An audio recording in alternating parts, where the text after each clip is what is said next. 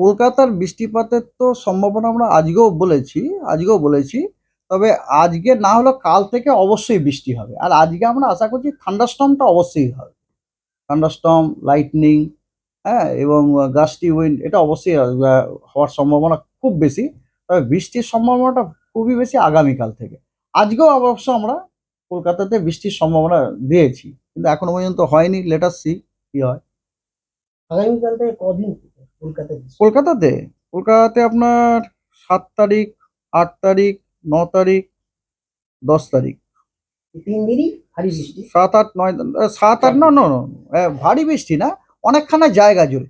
কেন বলছি কলকাতা? কারণ আমরা দেখুন এই ৭, ৮, ৯ এই দিনগুলিতে ৭, ৮, ৯, ১০ এই দিনগুলিতে পশ্চিমবঙ্গের সবকটা জেলাতে ফেয়ারলি ওয়াইড স্প্রেড রেনের কথা বলা হচ্ছে। Now if I take Kolkata, কলকাতাও তার মধ্যে ইনক্লুডেড। তার মানে ফেয়ারলি ওয়াইড স্প্রেড মানে মোর দ্যান 50% এরিয়াতে বৃষ্টিপাতের সম্ভাবনা আছে। সেই কারণে আমরা কলকাতাটাও এক্সপেক্ট করছি আর কি। এবং তার মধ্যে আগামীকাল হচ্ছে হোয়াইট স্প্রেড রেনের সম্ভাবনা। হোয়াইট স্প্রেড মানে যে মোর দ্যান 75% এরিয়াতে বৃষ্টি। More than 75% area, in that case Kolkata, এই জন্যই বললাম আপনাদেরকে কালকে বৃষ্টির সম্ভাবনা খুবই বেশি। কাল বৈশাখী ঝড় আজকে হলেও বিক্ষিপ্ত হলো, আজকে হলেও হতে পারে, আজকেও আমরা আজকে হলে বিক্ষিপ্ত হলো। আজকে হলে বিক্ষিপ্ত হতে পারে। কাল বৈশাখী ঝড় কিন্তু কলকাতাতে কোনোদিনই আমরা দিইনি। আগামী কয়েকদিনের ওয়েদার এরকম, যেমন আজকে ফেয়ারলি ওয়াইড স্প্রেড রেন দেওয়া হয়েছে অল ডিস্ট্রিক্টসে। আর ওয়াইড স্প্রেড রেন দেওয়া হয়েছে আপনার নর্থ বেঙ্গলের 5টা ডিস্ট্রিক্টসে রেনফল দেওয়া হয়েছে। আগামীকাল সব ডিস্ট্রিক্টে ওয়াইড স্প্রেড রেনফল ফোরকাস্ট করা হয়েছে। 8 তারিখে ফেয়ারলি ওয়াইড স্প্রেড রেনফল সব ডিস্ট্রিক্টে দেওয়া হয়েছে। আমি আগে ফোরকাস্টটা বলছি। আর 9 তারিখে সাউথ বেঙ্গলের সব ডিস্ট্রিক্টে হোয়াইট স্প্রেড রেনফল দেওয়া হয়েছে এবং নর্থ বেঙ্গলের সব ডিস্ট্রিক্টে আপনার ফেয়ারলি হোয়াইট স্প্রেড রেনফলের সম্ভাবনা দেওয়া হয়েছে। আর 10 তারিখে সব ডিস্ট্রিক্টে আপনার ফেয়ারলি হোয়াইট স্প্রেড রেনফলের পূর্বাভাস দেওয়া হয়েছে। আর 11 এবং 12 তারিখে সাউথ বেঙ্গলের সবকটি ডিস্ট্রিক্টে স্ক্যাটার্ড এবং নর্থ বেঙ্গলের সবকটি ডিস্ট্রিক্টে ফেয়ারলি হোয়াইট স্প্রেড। এই অর্থাৎ হচ্ছে সারা সপ্তাহটাই বৃষ্টি থাকছে। সারা সপ্তাহে মানে যা ওই সিনপটিক সিচুয়েশন, হাওয়ার যা গতি, তাতে কিন্তু সারা সপ্তাহতেই পশ্চিমবঙ্গের সবকটি জেলাতেই অল্প বিস্তর বৃষ্টি হওয়ার সম্ভাবনা আছে। সঙ্গে কি ঝড়? হ্যাঁ, এবারে ওয়ার্নিং আছে, ইয়েস, তার সাথে ঝড়েরও আছে। যেমন ধরুন আজকে কালবৈশাখী স্কোয়ালি উইন্ডের সম্ভাবনা সতর্কবার্তা দেওয়া আছে along with heavy rain. Heavy rain মানে 7 সেন্টিমিটার থেকে 11 সেন্টিমিটার এর সতর্কতা দেওয়া হয়েছে অরেঞ্জ। সেখানে যে দুটি 24 পরগনা, নদিয়া এবং মুর্শিদাবাদে। এবং আজকে কালবৈশাখীর ঝড় 50 থেকে 60 কিলোমিটার বেগে, তার সম্ভাবনা আছে ইস্ট বর্ধমান এবং বীরভূমে। এবং বাকি জেলাগুলিতে আপনার বজ্রবিদ্যুৎ সহ বৃষ্টি, lightning along with gusty wind 40 থেকে 50 কিলোমিটার/আওয়ারের সম্ভাবনা আছে। এর মধ্যে জলপাইগুড়ি এবং কোচবিহারে কিন্তু হেল স্টর্মের সম্ভাবনা দেওয়া আছে। And 50 to 60 kilometre gusty wind maximum. আগামীকাল আপনার কালবৈশাখী স্কোয়ালি উইন্ড সম্ভাবনা with 50 to 60 kilometre squally wind along with heavy rain সম্ভাবনা আছে নর্থ এবং সাউথ 24 পরগনা, ইস্ট মেদিনীপুরে।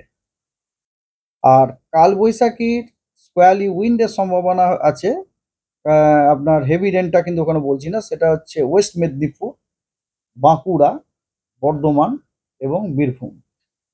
কালবৈশাখীর যে ঝড় যেটাকে বলি আমরা 50 থেকে 60 কিলোমিটার স্পিডে। আর বাকি জেলাগুলিতে 40 থেকে 50 কিলোমিটার গাস্টি উইন্ডের সম্ভাবনা আছে, থান্ডারস্টর্ম, লাইটনিং, রেন। 8 তারিখে কালবৈশাখীর কোনো সতর্কবার্তা নেই, কিন্তু 8 তারিখে সব জেলাতেই thunderstorm, lightning, rain, gusty wind with maximum wind speed 30 to 40 kilometre per hour পশ্চিমবঙ্গের সবকটি জেলাতেই দেওয়া হয়েছে।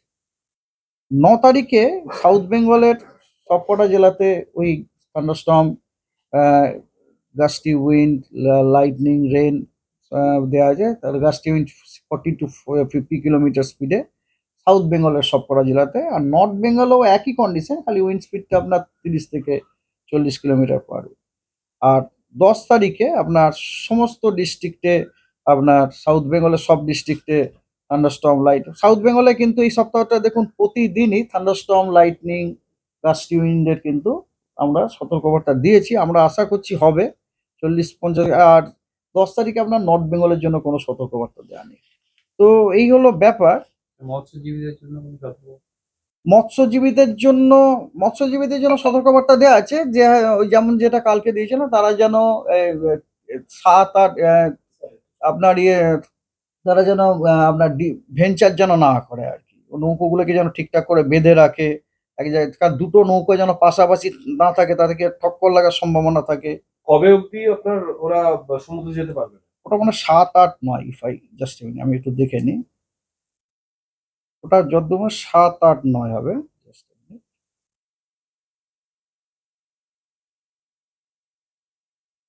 Fisherman, no?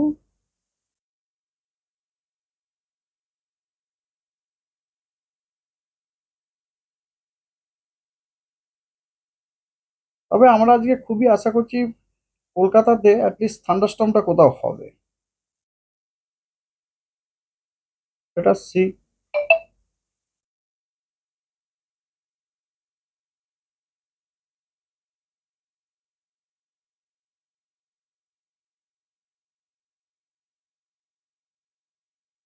আজকে দেওয়া হয়েছে 6-7-8, 6-7 আর 3 দিনে দেওয়া হয়েছে।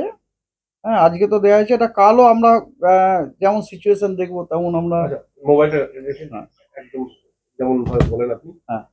কবে অবধি ফিশারম্যানরা বা মৎস্যজীবীরা সমুদ্রে যেতে পারবে? আজকে তো দেওয়াই হয়েছে, আজকে দেওয়া হয়েছে। কালকে আবার আমরা সিচুয়েশন দেখে আমরা আবার আপডেট করবো আর কি।